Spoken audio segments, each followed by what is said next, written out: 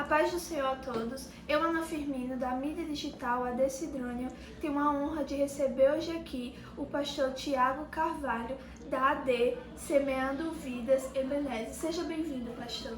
Amém, irmã Ana. Para mim foi um prazer cultuar com vocês hoje, neste culto de ensino, que foi algo extraordinário que Deus falou aos nossos corações, na liderança do pastor Erisvaldo, um amigo que Deus me confiou. Foi uma bênção cultuar com esse povo vibrante, cheio da palavra, povo que sente a presença e externa isso com glórias e aleluias.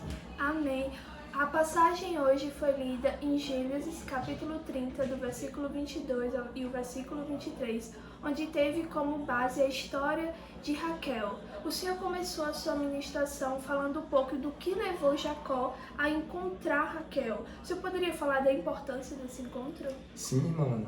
Esse encontro tinha como propósito mudar o caráter de Jacó para algumas coisas que precisariam ser trabalhados nele, porque Jacó estava em fuga, e também promover um encontro que mudaria a história de Raquel, porque a Bíblia diz que Raquel ela exercia um ofício em ser pastora de ovelhas. Talvez Raquel jamais imaginaria que um encontro mudaria toda a sua história. Deus é especialista em um encontro em mudar a nossa história. Você pode lembrar muito bem que quando ele marcou um encontro com Moisés por trás do deserto, pastoreando as ovelhas, no meio de uma sarça, Deus o chamou por 2 vezes e fez de Moisés o libertador de um povo.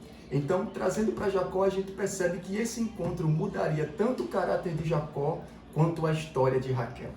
Amém. E falando em Raquel, o Senhor poderia falar para a gente também qual a mensagem que Deus queria passar para Jacó e para todos nós com os 2 casamentos dele? Pois é, irmã, isso é uma pergunta muito importante, porque a Bíblia faz menção que através do casamento que Jacó desejava casar com Raquel, ele foi vítima de uma trama do seu próprio tio, não é? Que trocou as irmãs. E aqui nós temos uma lição, porque a Bíblia diz que Raquel era a mulher amada por Jacó e por ela ele trabalhou 7 anos. Porém, quando ele vai casar-se, Labão troca colocando a filha mais velha por primeira. Daqui a gente percebe que o enganador passou a ser enganado, mas com isso Deus tinha propósito, porque nem sempre Deus nos dará o que queremos, mas fará aquilo que precisamos. Então, para Jacó, Raquel não era o que Jacó queria,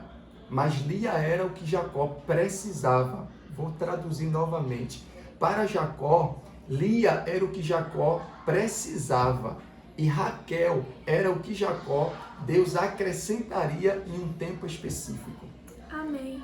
E seguindo a história de Raquel, nós vemos que ela era estéril. E o Senhor citou 8 mulheres na Bíblia que eram estéreis. E somente uma não teve o seu quadro revertido. O Senhor poderia explicar para a gente? Pronto, é muito importante, porque a questão da esterilidade dentro do Antigo Testamento era obtida como um jugo, como uma sentença de maldição, segundo a cultura judaica, pelo próprio Deus.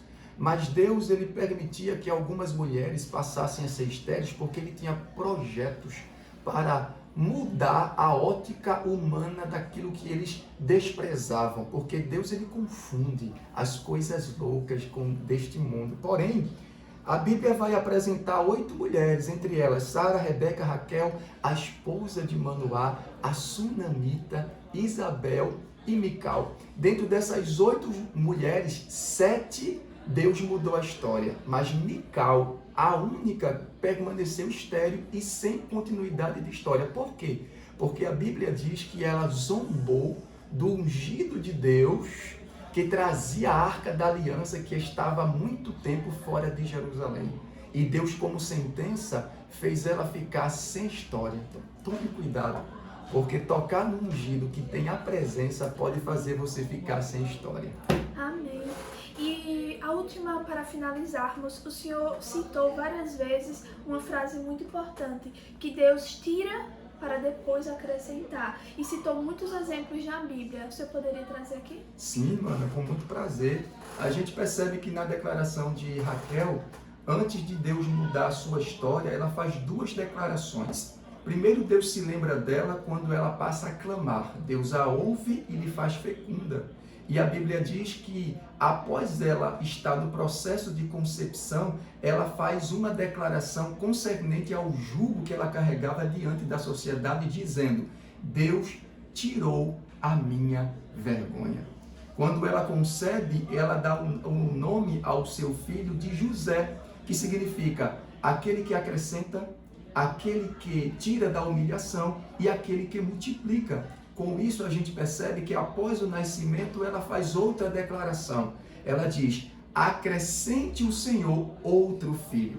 Então, todas as vezes que Deus decidir mudar a nossa história, Ele primeiro tira para depois acrescentar. Se você lembrar bem do texto de Êxodo 3, Deus tirou primeiro as sandálias de Moisés para Moisés ter a presença dele acrescentada. Deus tirou 31.700 pessoas que estavam ao lado de Gideão para lhe acrescentar 300 pessoas.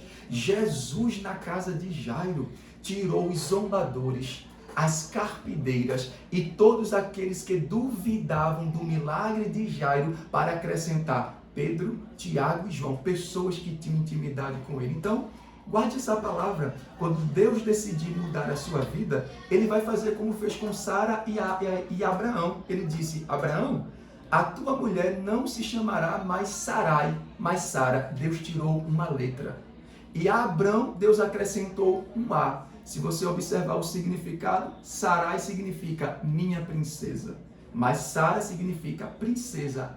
Abrão, pai exaltado, mas Abraão, pai de multidões. Observe que quando ele tira e ele acrescenta, toda a nossa história é mudada. Amém. Que palavra maravilhosa. Amém. Agradecemos a sua participação hoje aqui. Deus abençoe. Que Deus continue nos abençoando. Amém. E que o Senhor volte mais vezes. Deus abençoe. Eu sou muito grato. Muito obrigado por estar cultuando com vocês hoje aqui nesta igreja abençoada. Amém. Encerramos aqui mais uma entrevista. Fiquem todos com Deus.